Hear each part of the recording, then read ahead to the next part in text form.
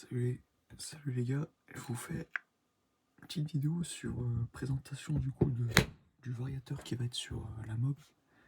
Donc de base j'avais un Bidalo Junior G1.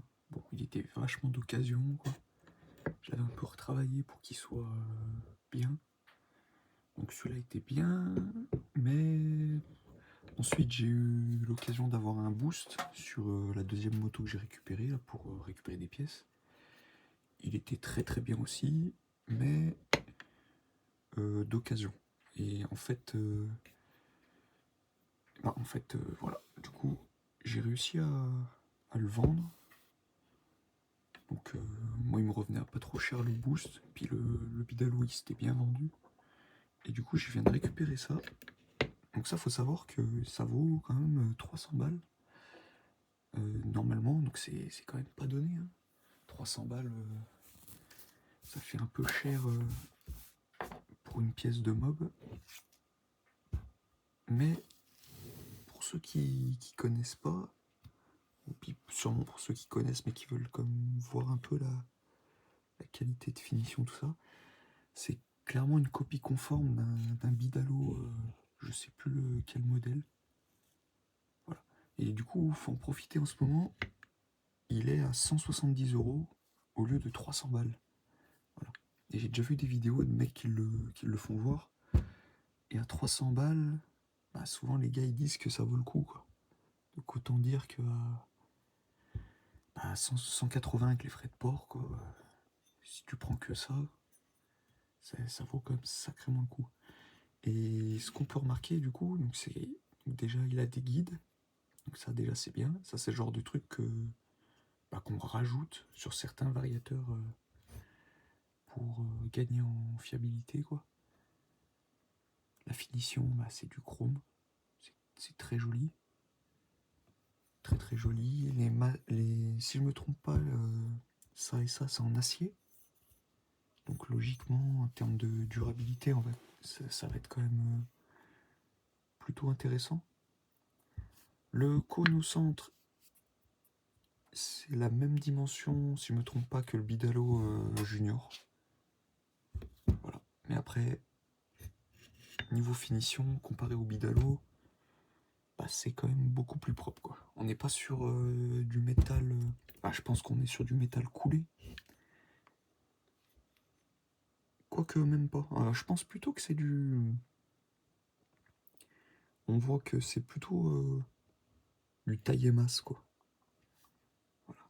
Donc je pense que ça va être plutôt cool. Même les maslottes sont très belles. Souvent la qualité est pas terrible, quoi. D'ailleurs, j'avais été un peu déçu des maslottes Boost, qui sont clairement des maslottes type origine, quoi. C'est du métal moulé. La finition est pas exceptionnelle, quoi. Puis pareil sur le variateur Bidalo, toute cette partie-là et cette partie-là, c'est du métal coulé. Donc ça veut dire que l'extérieur il est usiné, donc c'est aussi joli que ça. Mais par contre dedans, c'est du métal coulé, quoi. C'est pas parfait, quoi. Donc voilà, là on voit bien. Donc voilà, on voit que la pièce au centre, c'est vraiment une pièce taillée masse CNC. Moi j'aime bien le fait que ça y ait une ouverture ici. Pour y graisser, ça va être. Je pense que ça pourrait être intéressant. Voilà. Donc c'est plutôt cool. Moi je pense que je vais redémonter pour graisser un peu l'axe de la maslotte. Là on voit que il est descendu et les maslottes descendent pas. Histoire d'avoir un truc vraiment.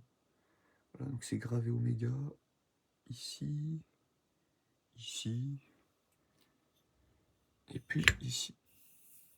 Voilà. Donc c'est franchement bien. Et puis je l'ai monté sur mon vilebrequin. Monté comme ça. Par exemple le bidalo que j'avais au début, quand on le montait, bon une fois serré, il n'avait plus de jeu du tout. Mais une fois monté, il y avait quand même un petit clic, clic, clic, comme ça. Donc je me suis bien renseigné, c'était pas grave, quoi. Et puis, mais celui-là, il y en a très peu, quoi.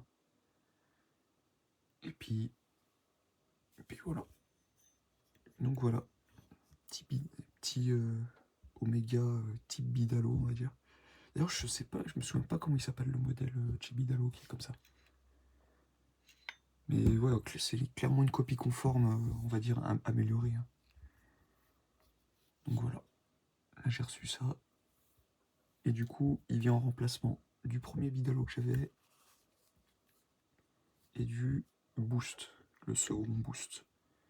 Donc il sera moins intéressant que le Boost à cause de son canon qui est plus gros. Mais je pense qu'il y a un intérêt à avoir un truc un peu plus lourd pour stabiliser.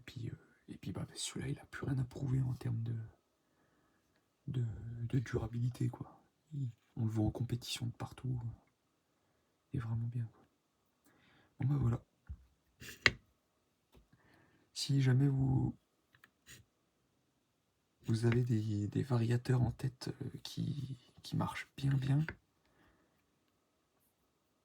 pas des trucs à 1000 euros, 600 euros, hein, des trucs, on va dire, corrects, aux alentours des 300 balles, n'hésitez pas à dire si vous avez des modèles en tête qui pourraient être mieux que celui-là. Parce que pour le moment, il n'est pas monté, il est neuf. Moi, j'ai eu la chance de l'avoir en solde. Mais voilà, si jamais